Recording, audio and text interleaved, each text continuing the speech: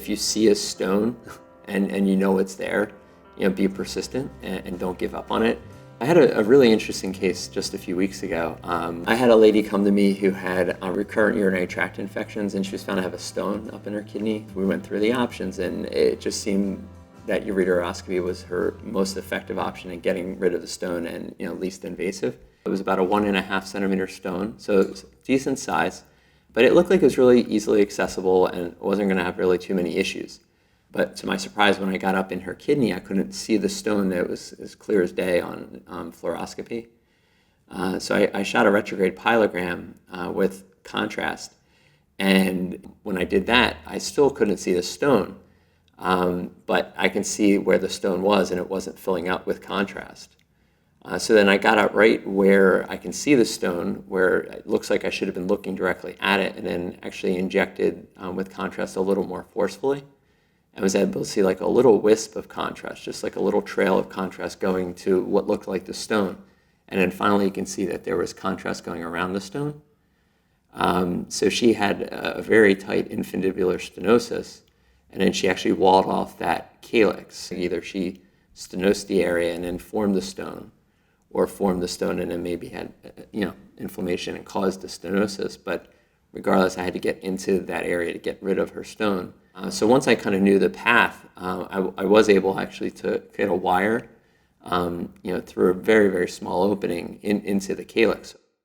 I use a sensor wire, which, typically that is my go-to wire for most of my cases, just because you have the flexibility of the tip, so it doesn't damage things. And in this case, I thought it was perfect because even though once I saw the contrast, I still didn't want to shove a hard wire through something where I didn't know where the ending actually was, because that I couldn't see very well.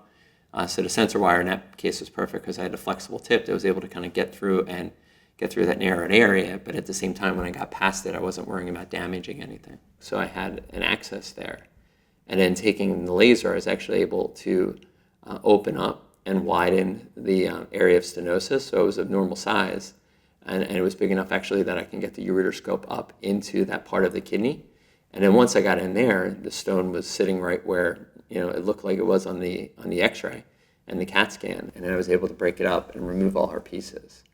And then once all the stone was gone, just to ensure that the area would stay open, this wouldn't happen again, I was able to navigate a stent past this strictured area into the calyx, and it was coiled perfectly up in there to allow it to drain and then heal, so hopefully this wouldn't become a recurrent problem for her. So far she's doing excellent.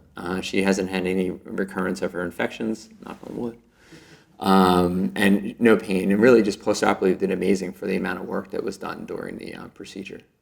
It ended up being a great case with an excellent outcome, where if I would have kind of given up early because it wasn't typical, she would have been no better off today than she was before she met me.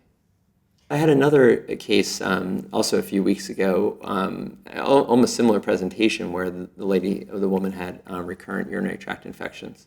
And it was been managed actually chronically by another urologist with just antibiotics.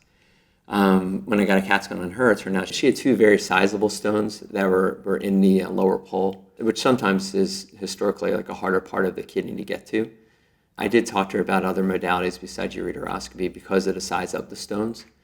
But because of the minimally invasiveness and again, the newer technologies that we have with the laser, even though it's historically very large because it was two large stones, it's still been possible and doable to do that in one setting, with the higher power laser with the dusting features. So it was interesting. I actually wasn't planning on using the LithoView at the beginning of the case, but all of our digital scopes weren't available. The high def scopes weren't available, which is one of the indications at our hospitals use the LithoView is that we don't have a high-def digital scope available because we don't want to compromise visualization. So I made the decision to use the LithoView, which in retrospect turned out to probably be a great decision just because the angle that the calyx was in, it was a sharp offshoot from the pelvis, and the LithoView really helped me get down there where I didn't think I would be able to get down there with our normal scope. Once I was down there, though, I wasn't going to be able to work in that area. And then I was able to use the escape basket and actually get around the stone and pull it back up into an upper part of the kidney so I can actually work on it. And was able to break it up and shake it a little bit. It did come out of the basket.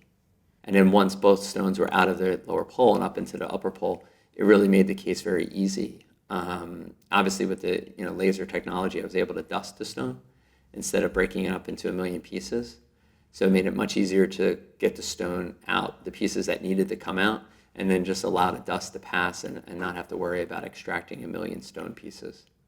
Some doctors would possibly have done a percutaneous case, a percutaneous nephrolithotomy on that lady, but personally, after doing both procedures, and I've done a lot of both, I would personally rather not have a percutaneous nephrolithotomy if it was me. So if I can save the patient, a more invasive procedure and give them something like this just by my patience and persistence, I think ultimately that's better for them.